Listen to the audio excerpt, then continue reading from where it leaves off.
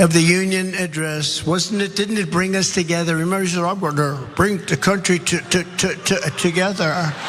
I'm going to bring it together. No.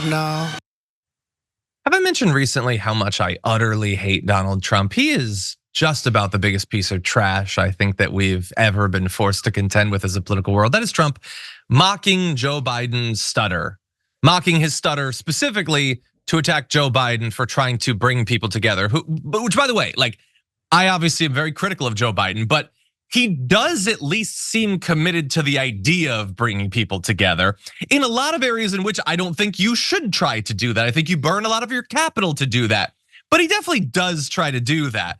And I don't know, like, I guess it's pointless to point this out, but Biden did not stutter while talking about that during the speech. It would be horrible even if it was accurate, but now it's horrible and inaccurate. Before we continue with the story, we depend on members to keep on going. Don't wait, click join now on YouTube. And it's also not the first time that Trump has done this, by the way. I missed the first time, but in a speech earlier this year, he said of Biden, he's saying I'm a threat to democracy. He's a threat to, and then he mocks the idea of someone stuttering to say democracy. He seemingly loves the idea of mocking people who have this speech impediment. Those people, by the way, there is no reason to believe that they're anything other than evenly split between Democrats and Republicans. But I guess from Trump's point of view, if you're a Republican and you stutter, go F yourself. He doesn't give a damn about you. You are meant to be mocked because you're weak and you're below him, and screw you for existing. It's a weird way to treat your supporters, but that's what Donald Trump is effectively saying here. And as many have pointed out, it's a form of dehumanization behind a mask of humor. It reinforces the idea that the MAGA world is strong and together and all of the outsiders are weak, even though Donald Trump is about as physically weak as a person could be. And that's what it is. And we're gonna get to the White House response. But before we do that, and Francesca, before you respond, I just wanna remind people of the gap between Donald Trump and Joe Biden, because Joe Biden obviously has a different history with stuttering and a different approach to other people who struggle with it. Take a look at this. What's your name? Oh, this is my son, Braden. Hey, Braden, how are you, man? We're here because he stutters and we wanted to hear you speak. Oh, man, come on. I tell you what, don't let it define you. You are smart as hell. You really are. You can do that. Can I get a phone number for you and I can tell you what I used to do and how I would do it? Can you take his phone? Because there's about 25 stutterers I continue to work with. And I can tell you the things that help me. I know, by the way, the hardest thing is talking on the telephone. So I don't expect you to be able to. But when I stuttered, I used to talk like this. And it took a lot of practice, but I promise you you can do it. I promise you. And don't let it define you.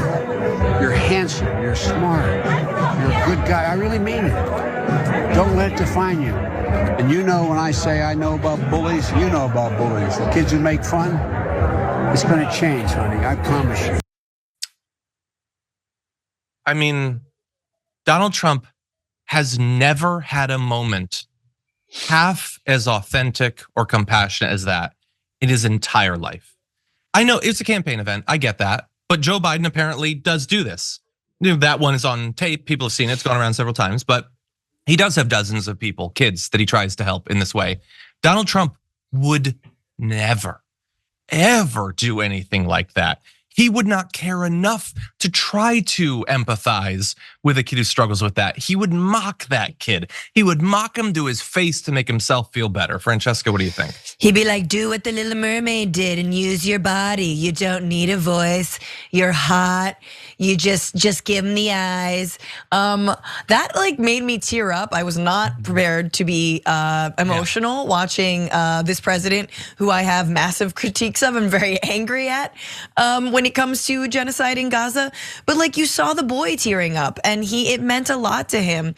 Look, I'm not gonna lie, when Trump made fun of Biden, I actually chuckled, I laughed because he's a terrible stand-up comic who's just mean and it gets a laugh and that's what he wanted to do. But you're right, like that is how he views his base. He mocks everyone, and specifically the people who follow him and donate to him. He thinks they're all rubes. He thinks they're suckers, just like he thinks the soldiers who fought and died in American wars are suckers. And he reserves that for everybody. Everybody's a sucker except for him. Yeah. And I like, again, there's a lot of differences between the two, but like I really do think like Joe Biden has a lot of flaws politically as a politician, and he does things politically that result in very real suffering. That said, I do think on a human level, he does actually care about people. It doesn't always lead him down the right path, and the right path is more important than what they truly believe, I think. But that said, he does actually seem to care about people. And Donald Trump has never given me the impression that he cares about anyone other than himself and maybe briefly Ivanka, honestly. Like he cares about himself, and that is it. He would watch a group of Trump supporters on fire and he wouldn't spit on them to put it out. And I don't think that the distinction could be any clearer.